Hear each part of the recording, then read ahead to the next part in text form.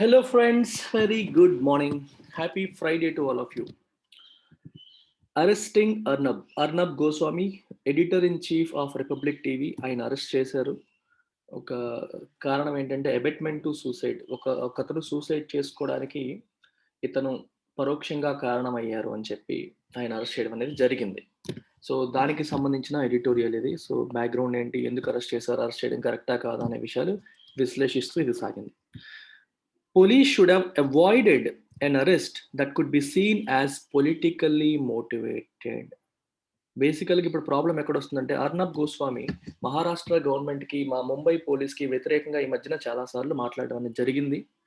So కాబట్టి ఇప్పుడు ఈ క్రమంలో ఆయన అరెస్ట్ చేస్తే అది పొలిటికల్లీ మోటివేటెడ్ అరెస్ట్ అని చెప్పి బయటికి వస్తుంది ప్రచారం.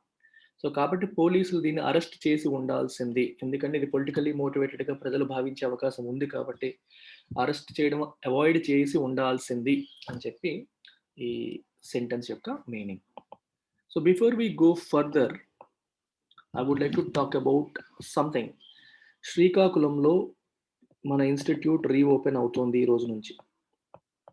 సో మన ఎడిటోరియల్ చూస్తున్న వాళ్ళలో శ్రీకాకుళం వాస్తవ్యులు ఎవరైనా ఉన్నా, శ్రీకాకుళం జిల్లా వాళ్ళు ఎవరైనా ఉన్నా, మన ఊర్లో మీరు హ్యాపీగా ఇన్స్టిట్యూట్కి వచ్చి జాయిన్ అవ్వచ్చు. బ్యాంక్, ఎస్ఎస్సి అండ్ రైల్వే మనం ఒకే ఒక్క కోర్స్ ఆఫర్ చేస్తాం అక్కడ. It covers all three. Fees 10,000 rupees, lifetime validity. So institute reopen, that means it's an offline course. You can go to the institute and learn. The advantage of this course is, ఈ కోర్స్లో మీరు join అయితే online access కూడా మీకు కాంప్లిమెంటరీగా ఇస్తాను. You will get it for free.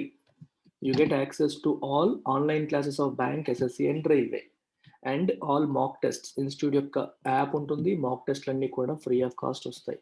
So you will get the best of both worlds.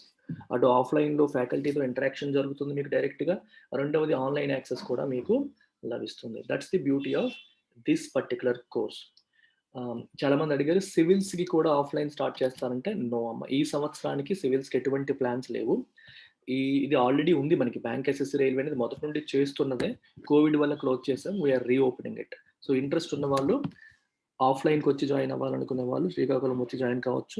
వివరాల కోసం మీ standard number 9241262391 Prashanti మేడంకి కాల్ చేస్తే she will give you all the details of the courses, procedure, location, everything madam మీకు చెప్తారు. శ్రీకాకుళం వాస్తవ్యులు కానీ, చుట్టుపక్కల జిల్లా వాళ్ళు కానీ, మీరు ఒకవేళ వచ్చి చదువుకోవాలనుకున్నా సరే చేయొచ్చు. లేదు ఈ కరోనా టైంలో ఎక్కడికో వెళ్ళడం ఎందుకు, ఇంట్లోనే ఉండి చదువుకుంటాం అనుకోండి, you can join our online classes. Online క్లాసెస్లో మీరు హ్యాపీగా జాయిన్ అవ్వచ్చు. This is about our offline. Another thing ఏంటంటే, ఇప్పుడు ఆన్లైన్ క్లాసెస్ గురించి, ఆన్లైన్ కోర్సుల గురించి చెప్తాను. సో యూపీఎస్సి ఇన్ఫినిటీ మనం రన్ చేస్తున్న ఫ్లాగ్షిప్ కోర్స్. ఇది తీసుకుంటే ఇన్స్టిట్యూట్లో ఆఫర్ చేసే అన్ని కోర్సులు కూడా మనకు వచ్చేస్తాయి. అండ్ మనం యూపీఎస్సికి ఒక ఆప్షనల్ కూడా ఆఫర్ చేస్తున్నాం, which is public administration. Right, విడివిడిగా అయితే public administration 20,000 rupees, UPSC infinity 45,000 rupees. రెండు కలిపి తీసుకుంటే you get both of them together at 60,000 rupees. అది కూడా 10 into 6,000, 10 ఇన్స్టాల్మెంట్స్లో కట్టవచ్చు 6,000 చొప్పున. ఓన్లీ యూపీఎస్సి ఇన్ఫినిటీయే కావాలి అనుకుంటే 9 into 5,000, 9 ఇన్స్టాల్మెంట్స్ ఆఫ్ 5,000 ఈచ్ మీరు పే చేయొచ్చు. ఈ 45,000 నవంబర్ 15th నుంచి 48,000 అవుతుంది. రైట్, నవంబర్ 15th నుంచి అంటే నవంబర్ 14th వరకు మాత్రమే. 14th లోపు జాయిన్ అయ్యే వాళ్ళకి మాత్రమే 45 ఉంటుంది. అండ్ మీకు 45 ప్లస్ ఈ UPSC plus public administration offer కూడా 14th వరకు మాత్రమే ఉంది. 14 తర్వాత ఈ ఆఫర్ ఎలా ఉంటుందో నేను చెప్పలేను. ప్రస్తుతానికైతే ఇది పరిస్థితి. And fees only infinity fees మాత్రం 48,000కి పెంచాలని నిర్ణయించడం జరిగింది. That's about it. అలాగే ఎనీ యూపీఎస్సీ సబ్జెక్ట్ మీరు జాయిన్ అవ్వాలి అంటే 8,000 rupees is the fee. 4 into 2,000, 4 ఇన్స్టాల్మెంట్స్లో మీరు పే చేయొచ్చు. Economy, polity, history, geography, ethics and integrity, international relations, ఏ సబ్జెక్ట్ అయినా సరే 4 into 2,000 చొప్పున మీరు పే చేసి జాయిన్ కావచ్చు. ఇంకా చిన్నవి ఉంటాయి, science and technology, environment, disaster management. అవి అనౌన్స్ చేస్తాను, ఇంకా లాంచ్ చేయలేదు. ఎన్వైరన్మెంట్ లాంచ్ చేయబోతున్నాం. లాంచ్ చేసేటప్పుడు దాని ఫీజు ఎంత ఉంటుందో నేను సెపరేట్గా అనౌన్స్ చేస్తాను. So this is about UPS infinity and public administration and also మన ఎనీ యూపీఎస్సీ సబ్జెక్ట్. అలాగే పబ్లిక్ అడ్మినిస్ట్రేషన్‌కి కూడా we are giving this offer. ఈ 20,000ని 10 ఇంటూ 2,000 జస్ట్ 2,000 పర్ మంత్ మీరు జాయిన్ అయ్యే అవకాశం ఉంది. కేవలం 2,000 పర్ మంత్ పే చేసి మీరు ఈ ఆప్షనల్ కోర్స్‌లో జాయిన్ అవ్వచ్చు. All these courses come with lifetime validity. Lifetime validity ఉంటుంది. All classes come with live as well as recorded classes. ప్రతి క్లాసు లైవ్ మరియు రికార్డెడ్ కూడా మీకు అందుబాటులో ఉంటాయి. That's about it. సిమిలర్‌గా UPSC current affairs Sairam sir చెప్తున్నారు. మీరు ఆల్రెడీ చూసే ఉంటారు. Current affairs course beautiful course ఇది. ప్రతిరోజు హిందూ పేపర్ అనాలిసిస్‌తో పాటు ఎవ్రీ ఆల్టర్‌నేట్ డే మీకు మాక్ టెస్ట్‌లో అంటే మన డైలీ మాక్ టెస్ట్ ఉంటుంది. ప్రతి ఆల్టర్‌నేట్ డే ఎంసీక్యూస్ ఎక్స్‌ప్లనేషన్ కూడా జరుగుతుంది. ఈ కరెంట్ అఫైర్స్ క్లాస్‌లో ₹6,000 దీని యొక్క ఫీజు. ఇది 3/2000. దీన్ని కూడా మీరు 3 ఇన్‌స్టాల్‌మెంట్స్‌లో పే చేసి జాయిన్ అవ్వచ్చు. సో, లోవర్ మిడిల్ క్లాస్ వాళ్ళు కూడా యూపీఎస్సీ కోర్సెస్‌ని యాక్సెస్ చేయగలిగేలాగా తక్కువ ఫీజు మరియు ఎక్కువ ఇన్‌స్టాల్‌మెంట్స్‌తో నేను అందజేస్తున్నాను. సో, దీన్ని ఉపయోగించుకోండి and then join. Non UPSC కోర్సెస్‌కొద్దాం. యూపీఎస్సీ కాకుండా నాన్ యూపీఎస్సీ అనేసరికి మనకి బ్యాంక్, ఎస్ఎస్సీ, రైల్వే వస్తాయి. బ్యాంక్, ఎస్ఎస్సీ, రైల్వే గురించి వచ్చేసరికి ఓన్లీ బ్యాంక్ మాత్రమే ప్రిపేర్ అయ్యే వాళ్ళు బ్యాంక్ ఇన్ఫినిటీలో జాయిన్ అవ్వచ్చు. దాని ఫీజు ₹5,000. అలాగే ఎస్ఎస్సీ లేదా ఆర్ఆర్బీ ప్రిపేర్ అయ్యే వాళ్ళు, రైల్వే లేదా ఎస్ఎస్సీ ప్రిపేర్ అయ్యే వాళ్ళు మీకేంటంటే ₹7,000 ఫీజు వస్తుంది. దీంతో బ్యాంక్ కూడా వస్తుంది. Plus bank. You also get bank. So, అంతమంది నేను ఓన్లీ ఆర్ఆర్బీ ప్రిపేర్ అవుతాను సార్. నా ఫీజు ఎంత అన్నా కూడా 7,000. ఓన్లీ ఎస్ఎస్సీ ప్రిపేర్ అయ్యే వాళ్ళైనా 7,000. కాంబినేషన్ ప్రిపేర్ అయ్యే వాళ్ళైనా 7,000. కారణం ఏంటంటే ఎస్ఎస్సీకి, ఆర్ఆర్బీకి సిలబస్ ఎక్కువ. We have to cover a lot more subjects and faculty expenses అవి పెరుగుతాయి. సో, ఫీజ్ అనేది ఎక్కువ పెట్టక తప్పదు. ఎందుకంటే I don't compromise on the quality of the teaching. Quality of టీచింగ్‌లో కాంప్రమైజ్ కాము. సో, ఆర్ఆర్బీ, ఎస్ఎస్సీకి జాయిన్ అయ్యే వాళ్ళకి బ్యాంక్ ఆటోమేటిక్‌గా వస్తుంది. ఓన్లీ బ్యాంక్‌లో జాయిన్ అయ్యే వాళ్ళు ఇంకో 2,000 కట్టి అప్‌గ్రేడ్ అయిపోవచ్చు కూడా. ఏది కావాలన్నా మీరు ప్రశాంతి మేడం నంబర్‌కి కాల్ చేసి వివరాలు కనుక్కొని you can make payment and join. That is about it. And last but not the least అందరి ఫేవరెట్ కోర్స్ ఇంగ్లీష్. ఇవన్నీ మాకెందుకు సార్, మేము ఇంగ్లీష్ ఇంప్రూవ్ చేసుకోవడానికి ఎడిటోరియల్ చూస్తున్నాము అనుకుంటే only English infinity course join అవ్వచ్చు. కేవలం ₹2,000 ఫీజు. దీనికి కూడా lifetime validity and live as well as recorded classes. మీకు app access throughout your life ఉంటూనే ఉంటుంది. మేమైతే రిమూవ్ చెయ్యము. మీ అంతటా మీరు బోర్ కొట్టి మానేయాలి తప్పితే మేమైతే రిమూవ్ చేసేది ఉండదు.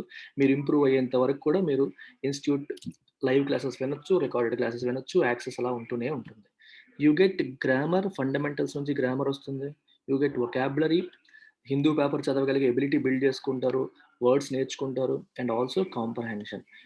వొకాబులరీ, గ్రామర్ తెలిసినా సరే, చేతిలో పక్కన డిక్షనరీ పెట్టుకున్నా సరే హిందూ పేపర్ చదివినా చాలా మందికి అర్థం కాదు. ఆ కాంప్రహెన్షన్ స్కిల్స్ కూడా బిల్డ్ చేసుకోవడానికి ఈ కోర్స్ మీకు ఉపయోగపడుతుంది. అందుకే బ్యాంక్ ఎగ్జామ్ ప్రిపేర్ అయ్యేవాళ్ళు, ఎస్ఎస్సీ ఎగ్జామ్ ప్రిపేర్ అయ్యేవాళ్ళు, మన యూపీఎస్సీ ప్రిపేర్ అయ్యేవాళ్ళు, అంటే యూపీఎస్సీ సీసాట్ కానీ లేదా యూపీఎస్సీకి అవసరమైన హిందూ పేపర్ చదవడానికి అవసరమైన స్కిల్స్ బిల్డ్ చేసుకోవాలనుకునే వాళ్ళు ఇంగ్లీష్ కోర్స్‌లో తప్పనిసరిగా జాయిన్ అవ్వాలి. ఇది నేను మాత్రమే స్వయంగా చెప్తాను. వేరే ఏ ఫ్యాకల్టీ కూడా దీనికి రారు. ఇంగ్లీష్‌కి we don't have any other faculty. And ఈ నంబర్‌కి కాల్ చేసి మీరు హ్యాపీగా జాయిన్ కావచ్చు. ఏదో ఒక రోజు మీ అంతట మీరు హిందూ పేపర్ చదివేలాగా తయారవ్వాలి. ఏ కాంపిటీటివ్ ఎగ్జామ్ క్రాక్ చేయాలన్నా. ఆ ఎబిలిటీ బిల్డ్ కావాలంటే you have to join this course. So let me go ahead with the editorial. The arrest of Arnab Goswami, editor-in-chief of Republic Media Network, is without doubt a high-handed action that may contain an element of vendetta. చూడండి, అర్నబ్ గోస్వామి యొక్క ఆయన arrest చేశారు. బేసికల్గా editor in chief of public media network is without doubt A high handed action. High handed action అంటే using your force. అంటే మనకి power కానీ, మన గవర్నమెంట్లో మనం అధికారంలో ఉన్నాం, మన అధికారాన్ని యూజ్ చేసి, మన పవర్ని యూటిలైజ్ చేసి హై హ్యాండెడ్ అంటారు. అందుకనే ఫోర్సిబుల్గా మనం చేసిన ఒక యాక్షన్ లాగా కనిపిస్తుంది. That may contain an element of వెండెట్టా. వెండెట్టా అంటే ప్రతీకారం. A strong desire to harm other person. ఇతను నాకు ఇంతకు ముందు చాలా అల్లరి పెట్టాడు, నేను ఎలాగైనా ప్రతీకారం తీర్చుకోవాలి అనే థాట్ ప్రాసెస్‌ని మనం వెండెట్టా అంటాం. పొలిటికల్ వెండెట్టా అంటారు. పొలిటికల్‌గా ఇంతకుముందు నేను అపోజిషన్‌లో ఉన్నప్పుడు నన్ను ఇబ్బంది పెట్టాడు. ఇప్పుడు నేను గవర్నమెంట్‌లోకొచ్చాను కాబట్టి వాళ్ళని అల్లరిపెడతాను అనేది పొలిటికల్ వెండెట్టా అంటారు. ఇప్పుడు అర్నబ్ గోస్వామికొచ్చేసరికి ఆయన మహారాష్ట్ర గవర్నమెంట్‌కి వ్యతిరేకంగా కథనాలు ప్రచురించడం జరుగుతుంది.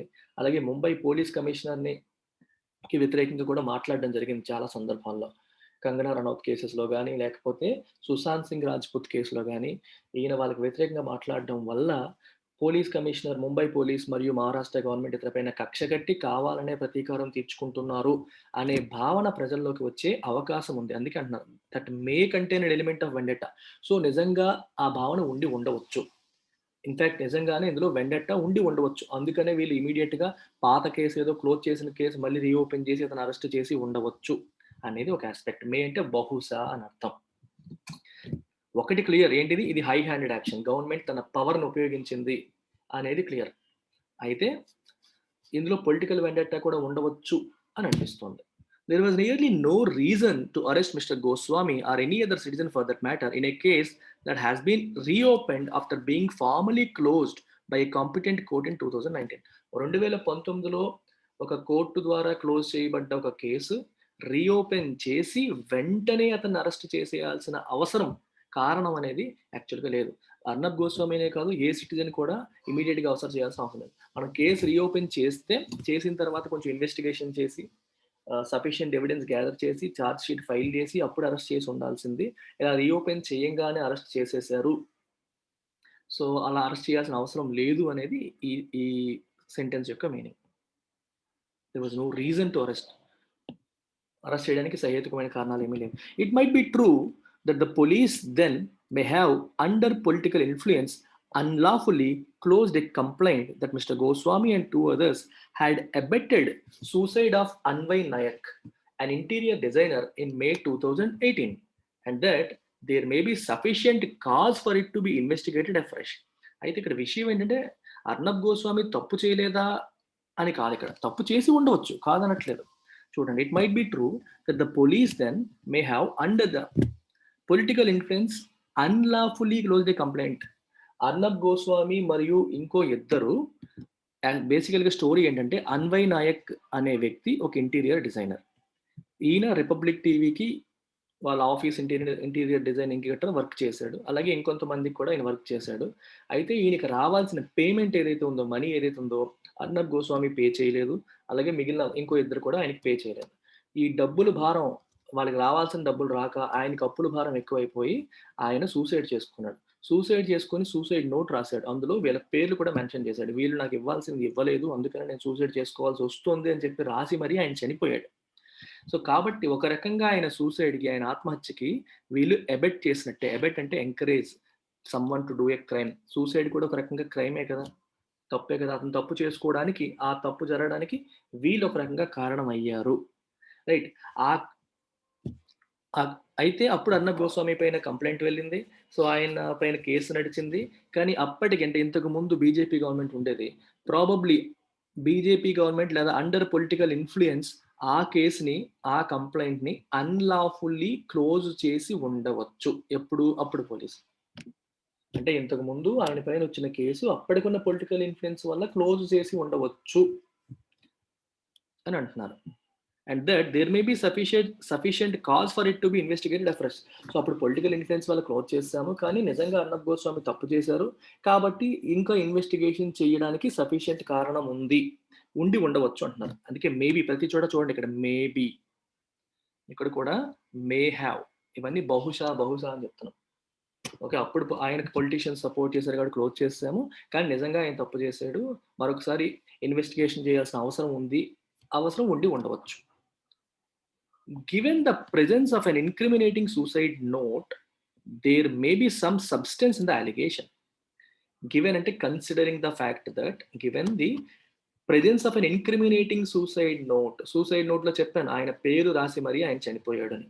సో, కాబట్టి ఆ సూసైడ్ నోట్ ఎటువంటి నోటు? ఇన్క్రిమినేటింగ్. ఇన్క్రిమినేట్ అంటే to make something appear guilty. అంటే ఒక వ్యక్తి తప్పు చేసేలాగా చూపించేది. మరి సూసైడ్ నోట్‌లో ఆయన పేరు రాసారు. సో, ఆబ్వియస్‌గా మనకేమనిపిస్తుంది? నిజంగా ఈయనే తప్పు చేసుంటాడు.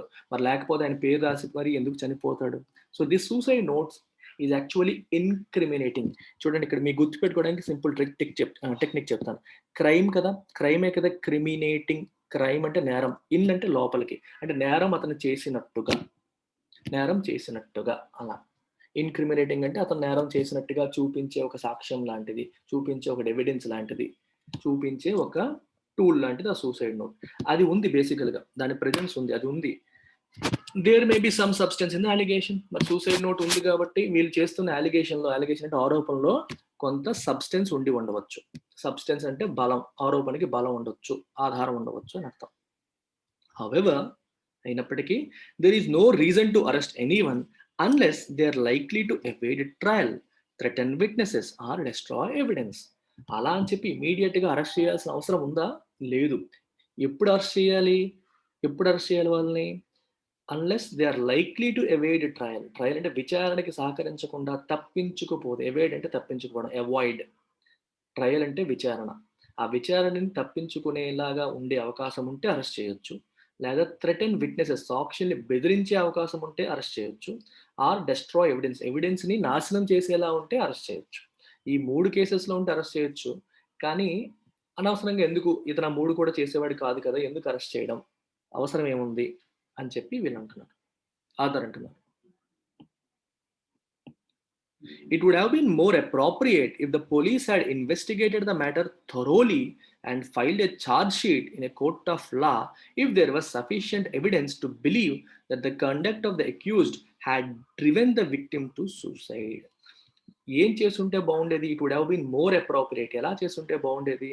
పోలీస్ ఈ మ్యాటర్ని పూర్తిగా ఇన్వెస్టిగేట్ చేసి కోర్టులో ఛార్జ్ షీట్ ఫైల్ చేసి, okay, if there was sufficient evidence to believe that the conduct of the accuse had driven the victim to suicide.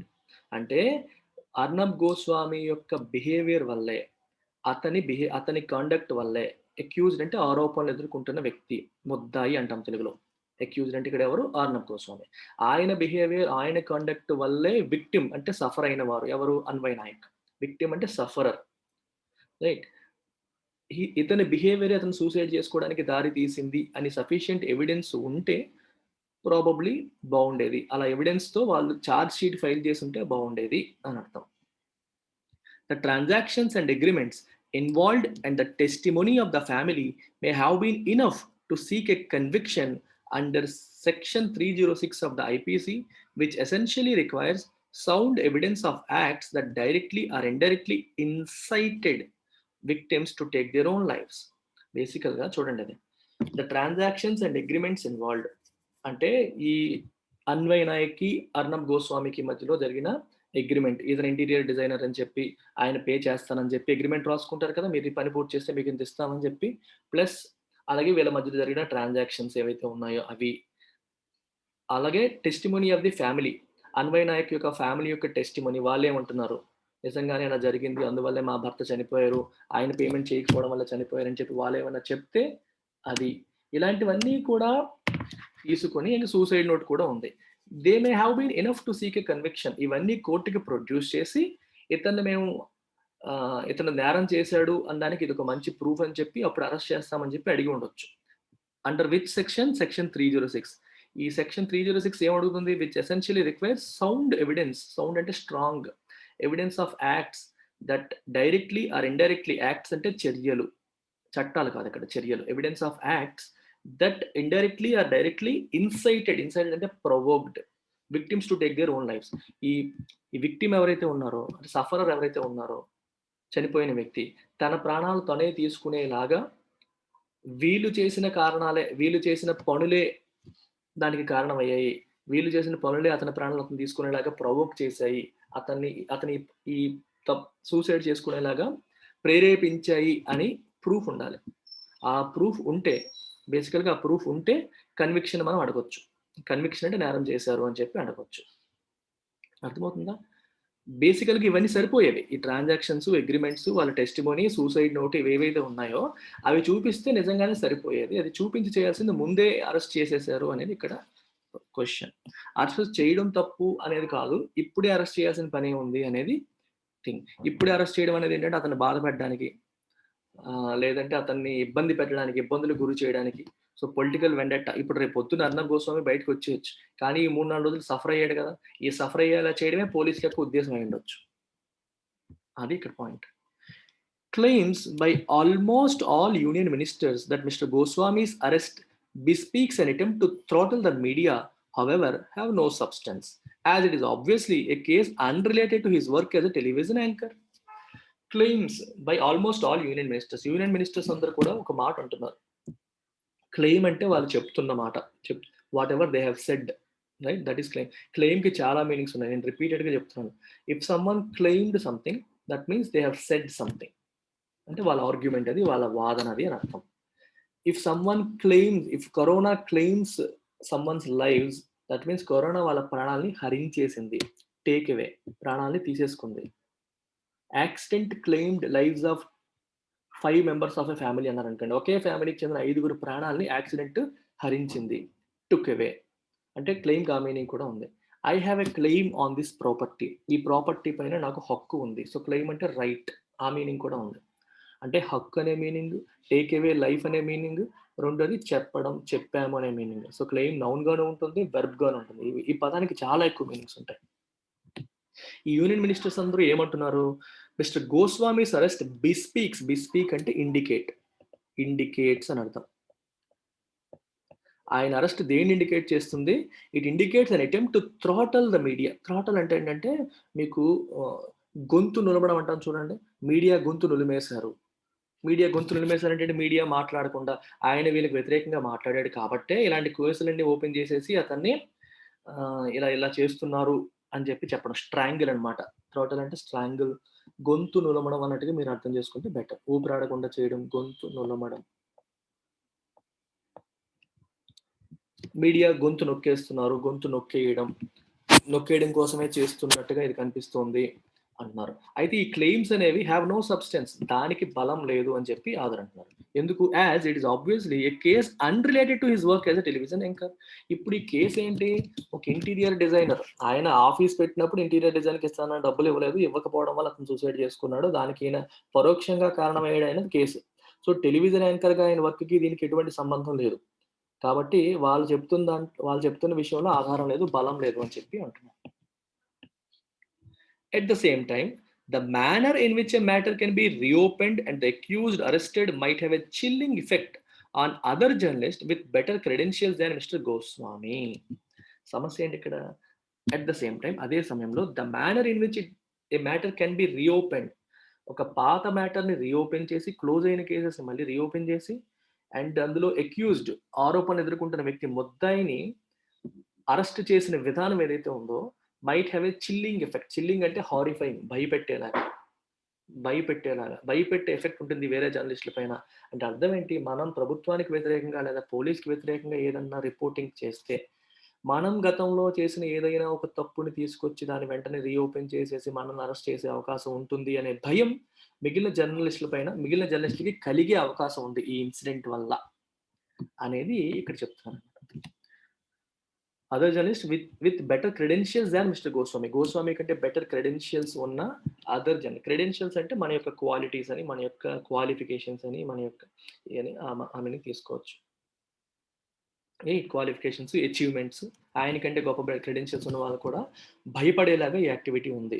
ఎందుకంటే రేపు పొద్దున మనకు కూడా ఎట్లాంటి జరిగే అవకాశాలు ఉంటాయని భయపడతారు. తప్పు చేయని వాడికి ఏ ప్రాబ్లం ఉండదు, తప్పు చేసిన వాడికే ఉంటుంది. There is no love lost between him and the police in Maharashtra, possibly due to the impression that he himself has given about where his loyalties lie. There is no love lost. It's an idiom. No love lost అంటే ఇద్దరి మధ్య relations బాలేవు, ఇద్దరు ఒకరికొకళ్ళు disagree, don't like each other అని అర్థం అనమాట. They dislike each other. ఎవరెవరు? ముంబై పోలీసు మరియు అతను. They don't like each other, they dislike each other అని మీనింగ్. ఎందువల్ల? Possibly due to the impression that he himself has given about where his loyalties lie. Loyalties అంటే అతను ఎవరికి సపోర్ట్గా ఉన్నాడనే విషయం ఆయన ఓపెన్గానే ఎక్స్ప్రెస్ చేసేస్తాడు. ఎవరు? నరేంద్ర మోదీ అన్నాడు. అర్నబ్ గోస్వామి. గివెన్ అబౌట్ అంటే అర్థం ఏంటంటే ఇక్కడ గివ్ అబౌట్ అంటే సర్క్యులేట్, డిస్ట్రిబ్యూట్, స్ప్రెడ్ అని అర్థం. సో డైరెక్ట్గా అర్నబ్ గోస్వామి బీజేపీకి సపోర్ట్ అని అందరికీ తెలిసినది, ఓపెన్గానే తెలిసిపోతుంది. ఇప్పుడు బీజేపీ అనేది మహారాష్ట్ర గవర్నమెంట్లో అపోజిషన్లో ఉంది. సో అపోజిషన్లో ఉంది కాబట్టి బీజేపీకి అనుకూలంగా మాట్లాడుతున్నారు. దానివల్ల శివసేన గవర్నమెంట్ ప్రజెంట్ అక్కడ Shiv Sena government, Shiv Sena, NCP, Congress government నడుస్తుంది. సో, గవర్నమెంట్‌కి ఇది అపోజిషన్‌లో ఉంది కాబట్టి వీళ్ళు అపోజిషన్‌కి సపోర్ట్ చేస్తూ గవర్నమెంట్‌కి వ్యతిరేకంగా మాట్లాడడం. మరి పోలీస్ అనేది గవర్నమెంట్‌లో భాగం గదా! సో, కాబట్టి పోలీసులకు కూడా వ్యతిరేకంగా ఈయన మాట్లాడడం అనేది జరుగుతుంది. కాబట్టి ఇద్దరు ఒకళ్ళనొకళ్ళు ఇష్టపడే పొజిషన్‌లో ఇప్పుడు లేదు. సో, డిస్‌లైక్ ఈచ్ అదర్ అని వస్తుంది.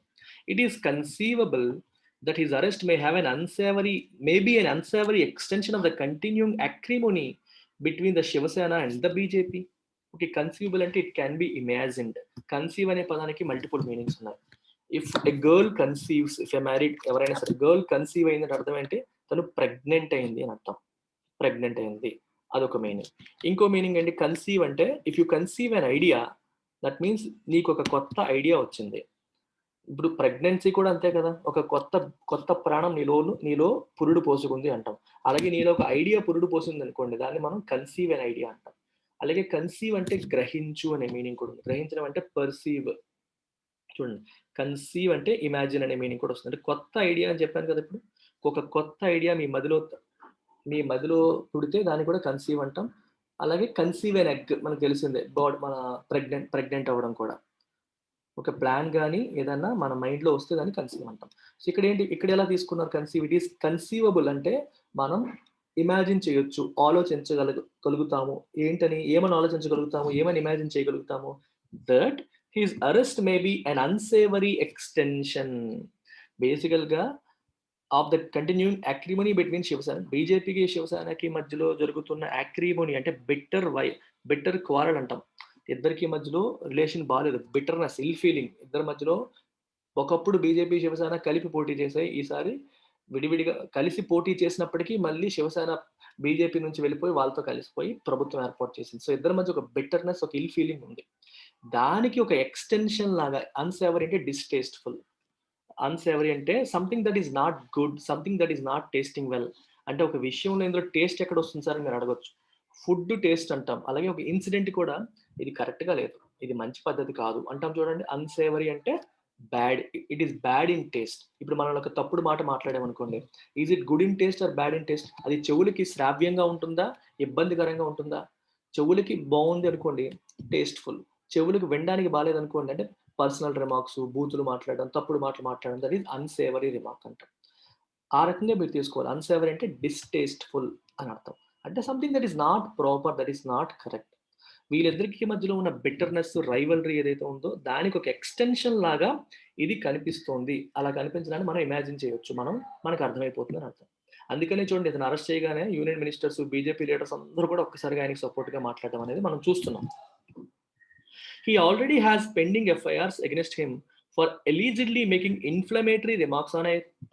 చూడండి, ఈయన ఆల్రెడీ చాలా పెండింగ్ ఎఫ్ఐఆర్స్ ఉన్నాయి ఆయన ఆయన పైన. ఎందుకున్నాయి? ఫర్ ఎలీజిడ్లీ అంటే ఆరోపించిన విధంగా. ఆరోపణలు ఏంటి? ఎందుకు ఎఫ్ఐఆర్స్ ఉన్నాయి? ఫర్ మేకింగ్ ఇన్ఫ్లమేటరీ రిమార్క్స్ అనేవి.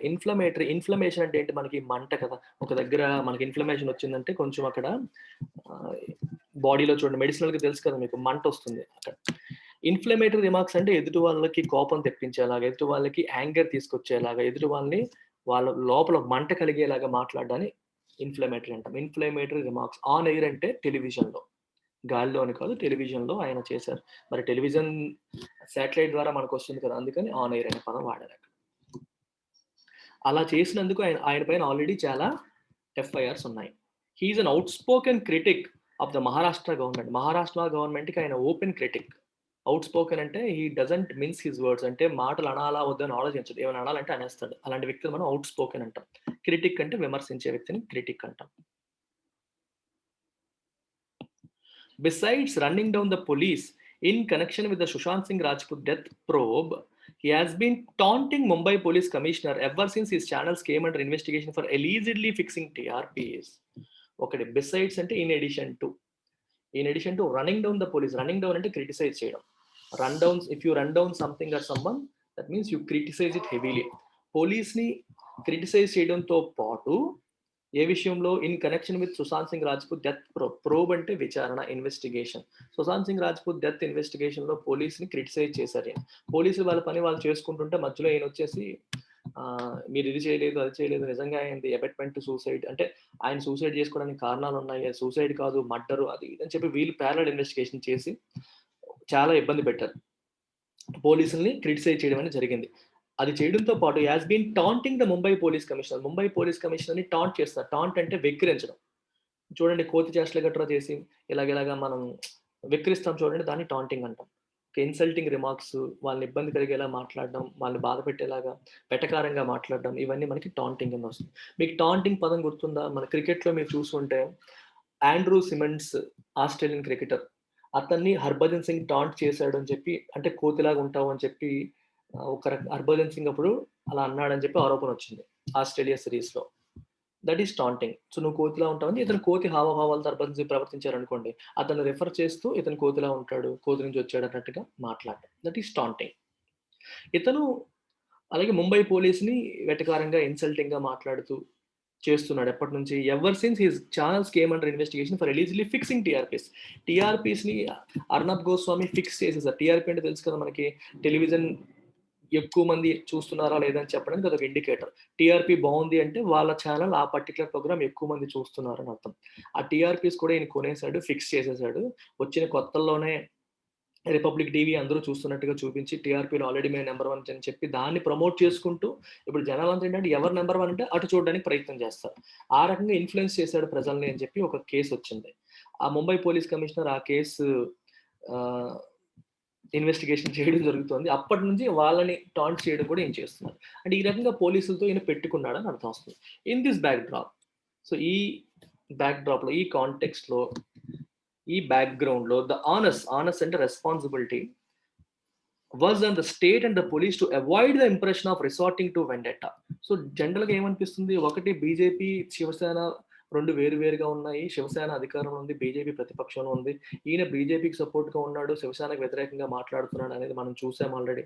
అలాగే పోలీస్ కమిషనర్‌కి వ్యతిరేకంగా ఈయన ఆల్రెడీ వాళ్ళ రిమార్క్స్ పాస్ చేయడం, వాళ్ళని టాంట్ చేయడం అనేది కూడా చూస్తున్నాం. వాళ్ళని క్రిటిసైజ్ చేయడం కూడా చూస్తున్నాం. కాబట్టి ఆబ్వియస్‌గా ఈ పోలీస్ కమిషనర్, ముంబై పోలీస్ వీళ్ళని అరెస్ట్ చేస్తే ఆటోమేటిక్‌గా ఒక ఇంప్రెషన్ వస్తుంది. ఇదొక పొలిటికల్ వెండెట్టా. రాజకీయంగా రాజకీయ కక్షతో చేసిన చర్యలాగా అనిపిస్తుంది. సో, ఆ ఇంప్రెషన్ ప్రజలకి ఆ ఇంప్రెషన్ రాకుండా ఉండేలా చూడాల్సిన బాధ్యత ఎవరిది? స్టేట్ మరియు పోలీస్‌దే. So, the responsibility was on the state and the police to avoid the impression of resorting to vendetta. Resorting అంటే అలా వెండెట్టా ఈ పదం చూడండి చాలా సార్లు చెప్తాను నేను. If you resort to something, you do it because you have no other option left. ఇతను మనల్ని చాలా ఇరిటేట్ చేస్తున్నాడు. వేరే ఆప్షన్ లేదు. ఎలాగోలా ఇతన్ని ఇబ్బంది పెట్టాలి అని చెప్పి ఫైనల్‌గా ఈ పొలిటికల్ వెండెట్టాకి వీళ్ళు వచ్చేసారు. ఫైనల్ ఆప్షన్ అన్నమాట. ఫర్ ఎగ్జాంపుల్ చూడండి, my friend had resorted to begging after he lost his job అన్నాం అనుకోండి. తన ఉద్యోగం పోయి ఎటువంటి పని చేయలేని పరిస్థితికి వచ్చేసరికి చివరికి తను అడుక్కోవడం మొదలుపెట్టాడు. హాడ్ రిసార్టెడ్ టు బెగ్గింగ్, అది ఇష్టపడి చేయలేదు. వేరే ఆప్షన్ లేక, వేరే గతి లేక చేస్తే మనం ఆ పదం వాడతాం. Mr. Goswami, as part of his nightly fulminations against assorted enemies of the state, is known to demand the arrest of anyone he denounces, including many who may be innocent, and has been accused of hate mongering in the name of journalism. So బేసికల్‌గా అర్నబ్ గోస్వామి ఏమైనా మంచివాడా? Good బాయా? అంటే అలా కూడా మనం చెప్పలేము అంటూ చెప్తున్నారు. ఏమని చెప్తున్నారో చూడండి ఒకసారి.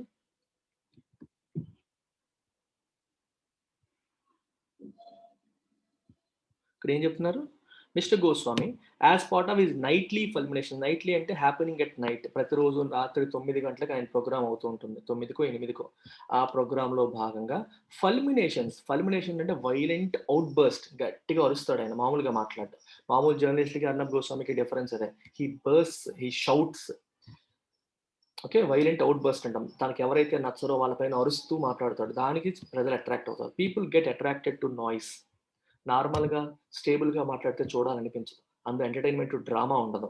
ఎప్పుడైతే మనకి అరుపులు, గొడవలు చూస్తామో అలా అట్రాక్ట్ అయిపోతారు. అందుకే డైలీ సీరియల్స్‌లో ఈ నెగటివిటీ ఎక్కువగా చూపిస్తూ ఉంటారు. ఈ వుమెన్ అంతా కూడా దానికి అట్రాక్ట్ అయిపోవడం, చూడడం అనేది మనం చూస్తాం. This is basic human nature. Something negative జరిగినప్పుడు అవర్ మైండ్ గాని, బాడీ గాని ఆటోమేటిక్‌గా దానిపైన ఫోకస్ షిఫ్ట్ చేస్తుంది. పాజిటివ్స్ కంటే కూడా నెగెటివ్స్‌ని ఎక్కువగా చూస్తాం. అందుకే న్యూస్ పేపర్స్‌లో నెగెటివ్ ఈవెంట్‌ని ఎక్కువగా ప్రొజెక్ట్ చేస్తారు. హెడ్‌లైన్స్‌లో రాస్తారు. పాజిటివ్ ఈవెంట్ ఒకళ్ళు ఎవరికో దాన ధర్మాలు చేశారనుకోండి, దాన్ని ఫ్రంట్ పేజ్‌లో రాయరు. ఎక్కడో హత్య జరిగింది, మర్డర్ జరిగింది, యాక్సిడెంట్ జరిగింది, రేప్ జరిగింది అంటే అది ఫ్రంట్ పేజ్‌లోకొస్తాయి. People have a tendency to focus more on negative events and positive events. అందుకే జర్నలిజంలో కూడా డిబేట్ అనేది సైలెంట్‌గా ఒకళ్ళ తర్వాత ఒకళ్ళు మాట్లాడుతూ, నెమ్మదిగా మాట్లాడుతూ, నాన్ కాంట్రోవర్షియల్‌గా జరిగే రోజులు పోయాయి. టెలివిజన్ డిబేట్స్ అంటేనే ఒక ఎంటర్‌టైన్‌మెంట్ అయిపోయింది. ఇప్పుడు ఎంటర్‌టైన్‌మెంట్ ఛానెల్స్ తగ్గించేసి టెలివిజన్, న్యూస్ ఛానెల్స్ చూడడం మొదలుపెట్టారు. Because people want entertainment. ఆ ఎంటర్‌టైన్‌మెంట్ అనేది ఒకరినొకరు తిట్టుకోవడంలా కనిపిస్తుంది. అది ప్రజలకున్న వీక్‌నెస్, నార్మల్ హ్యూమన్ బీయింగ్స్‌కున్న వీక్‌నెస్‌ని టెలివిజన్ ఛానెల్స్ అర్థం చేసుకున్నాయి. And they are cashing on it. అందులో Arnab Goswami is a master in that. So, ఆయనేంటంటే ఇలా అరుపులు, డిబేట్స్ ఇవన్నీ కూడా టైమ్స్ నౌ ఛానెల్‌లో ఉన్నప్పటి నుంచే మొదలైంది. ఇప్పుడు రిపబ్లిక్ ఆయన సొంతంగా పెట్టుకున్నాడు. ఇందులో కూడా కంటిన్యూ అవుతుంది. సో, ఎంతో మంది పైన ఆయన ఇలా అరవడం అనేది జరిగింది. Against assorted enemies of the state.